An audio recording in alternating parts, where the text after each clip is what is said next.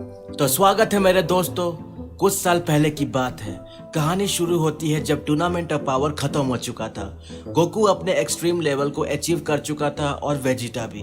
कुछ साल ट्रेनिंग करने के बाद गोकू और वेजिटा के पास विश आता है और कहता है ग्रैंड प्रिस्ट आपकी इम्प्रूवमेंट और ग्रोथ से बहुत ही अमेज है और वो आपको ट्रेन करना चाहते हैं, क्या तुम लोग चलोगे? ये सुन के गोकू बहुत सरप्राइज फील महसूस करता है और हाँ कह देता है खुशी से, पर वेजिटा को इसमें कोई इंटरेस्ट नहीं रहता है। विश कहता है गोकू हम लोग कल जेनोसामा के पैलेस चलेंगे जहाँ पे तुम्हारी ट्रेनिंग कैसी होगी सब डिसाइड करा जाएगा, लेकिन उससे पहले तुम अपने करीबी और दोस्तों को अलविदा कह देना क्योंकि ट्रेनिंग बहुत लंबी चलने वाली है जिसके कारण तुम उनसे मिल नहीं पाओगे। अच्छा अब मैं चलता हूँ, मुझे बीरस के लिए पुडिंग लेके जाना है। गोकू फिर अपने घर जाता है और सभी को बताता है वो अब जेनोसामा के पैलेस जाने वाला है और वहीं पे उसकी ट्रेनिंग होगी, जिसे सुन के सभी हैरान हो जाते हैं। ये सुन के गोहान बोलता है फादर कॉन्ग्रेचुलेशन, आप बहुत जल्द ताकतवर और महान सैयन बन के वापस आएंगे। Thank you Gohan. और सभी गोकू के दोस्त इकट्ठा होते हैं गोकू को गुड बाय कहने के लिए। चीची इमोशनल हो जाती है और कहती है गोकू तुम्हारा जाना जरूरी है क्या? तो गोकू कहता है मुझे सबसे स्ट्रांग बनना है चीची, ताकि मैं अपने अर्थ और अपने लोगों की हिफाजत कर सकूं। चिंता मत करो चीची, अर्थ पे अभी भी और भी लोग हैं, गोटेन, वेजिटा, गोहान, क्रिलिन, ये सब संभाल लेंगे, मुझे जाना तो होगा ही। चीची गोकू को इमोशनली गले लगाती है और उसे अपना ख्याल रखने को कहती है और रात भर सभी गोकू के सक्सेस को लेके सब जश्न मनाते हैं। और क्रिलिन कहता है मुझे बहुत गर्व महसूस हो रहा है कि गोकू अब सबसे ताकतवर बनने वाला है। वो अपने बीते पल को याद करता है और कहता है कैसे वो और गोकू मास्टर रोशी के साथ ट्रेनिंग करते थे, मेहनत करते थे अपने आप को बेहतर बनाने के लिए। गोकू ये सुन के क्रिलिन को शुक्रिया कहता है। फिर धीरे धीरे अपने अपने घर सभी चले जाते हैं। गोकू भी सो जाता है। अगली सुबह गोकू की आंख खुलती है और वो कहता है ऐतिहासिक दिन आखिर आ गया, जाके मैं फ्रेश हो जाता हूँ, आज तो मुझे जेनोसामा के पैलेस में जाना है और विश ने मुझे कहा था मैं तुम्हारा कैप्सूल कॉर्पोरेशन में इंतजार करूंगा। गोकू उठता है और चीची को अलविदा कहता है। गोटेन के रूम में भी जाता है, वहाँ देखता है गोटेन अभी सोया हुआ था और बोलता है मैं बहुत जल्द वापस आऊंगा मेरे बेटे, तब तक तुम अपनी माँ और अपने प्लेनेट की हिफाजत करना। फिर गोकू वहाँ से चला जाता है। वेजिटा वहाँ पहले से रहता है और कहता है हेलो कैकरॉड, थोड़ी देर कर दी तुमने। तो गोकू कहता है नहीं वेजिटा, अभी विश नहीं आए हैं और उसी क्षण विश भी आ जाते हैं। वेजिटा गोकू को गुड बाय कहता है और बोलता है गोकू तुम ताकतवर बन के आना और मैं भी यहाँ खुद को मजबूत बनाऊंगा और जब तुम वापस आओगे हम लोग एक बैटल करेंगे आपस में। हाँ वेजिटा, इसमें कोई शक नहीं है और तुम पे मैं कोई मर्सी भी नहीं करूंगा, याद रखना, मजा आएगा लड़ने में। और गोकू भी वेजिटा को गुड बाय कह के वहां से चला जाता है। बीरस गोकू को कहता है हम लोग जेनोसामा के पैलेस में जाने वाले हैं, तो गोकू तुम कुछ उल्टी सीधी हरकतें मत करना। नहीं बीरस, मैं कोई बच्चा नहीं हूँ, मुझे पता है कैसे बिहेव करा जाता है। सुप्रीम काई अब सभी लोगों को जेनोसामा के पैलेस ले जाते हैं। वहां गोकू जेनोसामा के पैलेस को देख के खुश हो जाता है। ग्रैंड प्रिस्ट आता है और कहता है मुझे बहुत खुशी हुई गोकू कि तुमने हमारा प्रपोजल एक्सेप्ट किया। जेनो भी वहां बैठा रहता है और गोकू को देखते ही कहता है तुम आ गए गोकू, वाओ। और जेनो को भी खुशी होती है, गोकू यहाँ पे ट्रेनिंग करने के लिए आ गया है। गोकू फिर विश और बीरस को शुक्रिया कहता है। बीरस भी गोकू को अपना ख्याल रखने के लिए कहता है और बोलता है अच्छे से ट्रेनिंग करना गोकू। फिर ग्रैंड प्रिस्ट गोकू को उसका रूम दिखाता है जहां गोकू स्टे करने वाला है।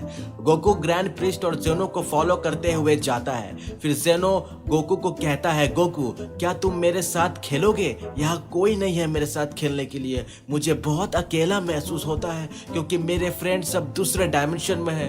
गोकू कहता है हम जरूर खेलेंगे जेनोसामा, पहले ट्रेनिंग कर लेते हैं थोड़ा। ग्रैंड प्रिस्ट गोकू को इधर उधर घूमने से मना करता है और कहता है ये जगह बहुत ही बड़ा है और तुम यहाँ लॉस्ट भी हो सकते हो। गोकू भी कहता है हाँ ग्रैंड प्रिस्ट, ये जगह काफी बड़ा है, जस्ट लाइक टाइम चेम्बर। फिर ग्रैंड प्रिस्ट कहता है गोकू, मैं तो ग्रेविटी को ऑन करना भूल ही गया था यहाँ पे, जिसके चलते तुम भी हवा में हो। फिर एक लाइट चमकती है ग्रैंड प्रिस्ट के हाथों से और ग्रेविटी ऑन हो जाती है और गोकू सीधा ग्राउंड में जा गिरता है और उसे चोट भी लग जाती है क्योंकि वो अवेयर नहीं था। फिर ग्रैंड प्रिस्ट गोकू को बताता है बहुत समय पहले की बात है, जब ये मल्टीवर्स से पहले एक और मल्टीवर्स हुआ करता था जहाँ ज़ेनोसामा के फादर अपने अपेरेंटिस के साथ उसे रूल करते थे और वो अपेरेंटिस एक सैयन था, महान सैयन। ये सुन के गोकू बहुत शॉक हो जाता है। ग्रैंड प्रिस्ट कहता है वो इतिहास में सबसे ताकतवर सैयन था, उसके जैसा कोई नहीं था उस दौर में, जितनी ऊर्जा उसके पास थी किसी और के पास कभी नहीं हुई।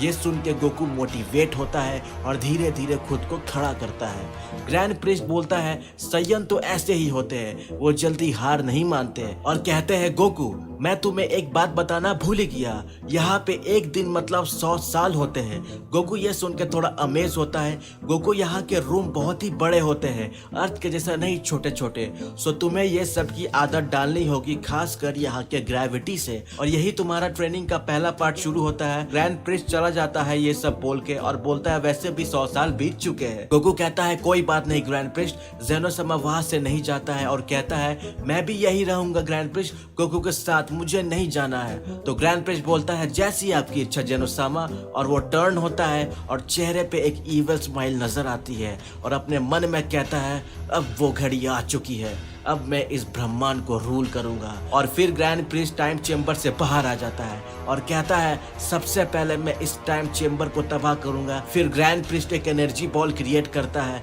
ये देख ज़ेनो के गार्ड उसे वार्न करते हैं और ग्रैंड प्रिस्ट से पूछते हैं ये क्या कर रहे हो तुम। तो ग्रैंड प्रिस्ट बोलता है ओह मैं तो भूल गया था, अपने प्लान को कामयाब करने के लिए इन 2 नमूनों को भी खत्म करना होगा।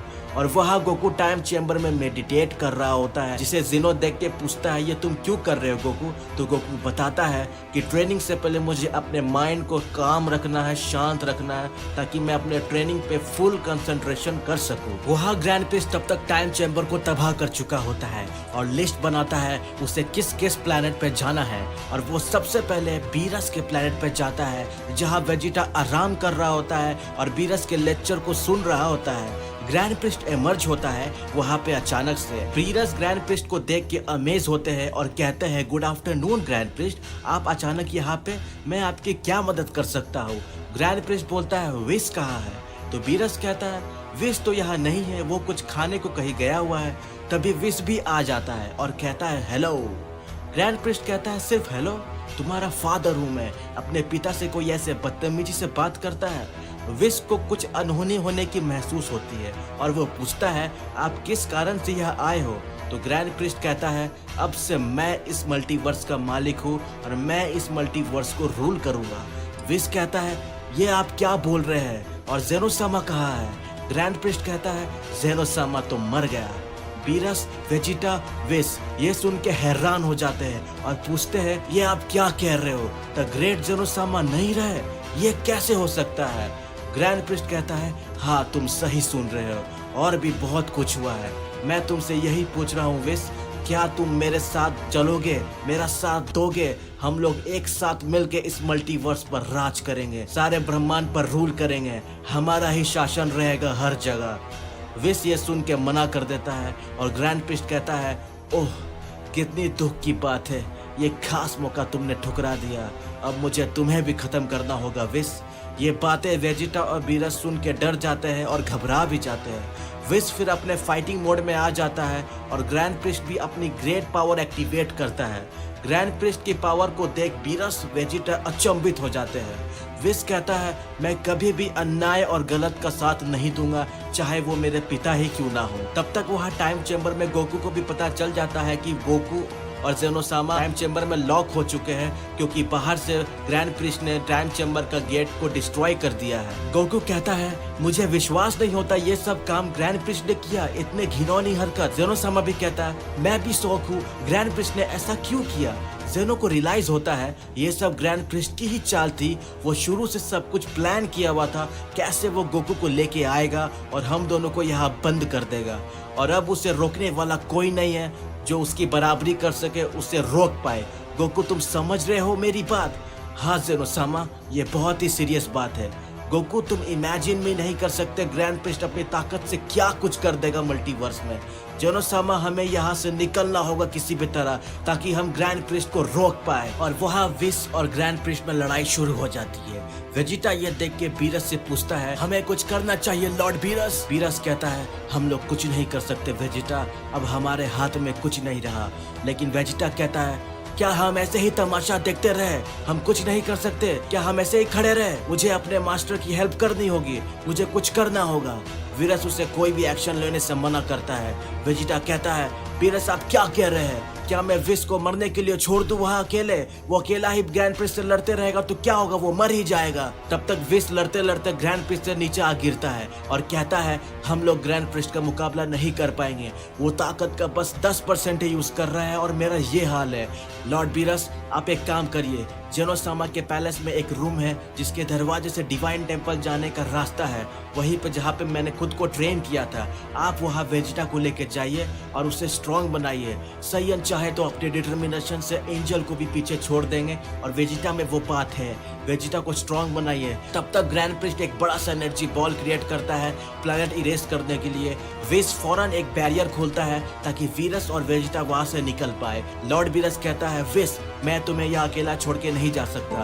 विस कहता है आप समझिए इस बात को, किस्मत को यही मंजूर है। मुझे बहुत खुशी हुई आपका टीचर और अटेंडेंट बन के, लेकिन मेरी कुर्बानी से बाकी सारे प्लैनेट बच जाएंगे। आप जाइए लॉर्ड बीरस, वेजिटा को लेके यहाँ से जल्दी जाइए। बीरस फिर वेजिटा को लेके वहां से चला जाता है। तब तक ग्रैंड प्रिस्ट अपनी एनर्जी बॉल को रिलीज कर देता है जिससे सब कुछ खत्म हो जाता है। विस की मौत हो जाती है, सब कुछ इरेज हो जाता है। ये सब जान के बीरस को बहुत ही गुस्सा आता है और वो बोलता है ग्रैंड प्रिस्ट अब मैं तुम्हें नहीं छोड़ूंगा।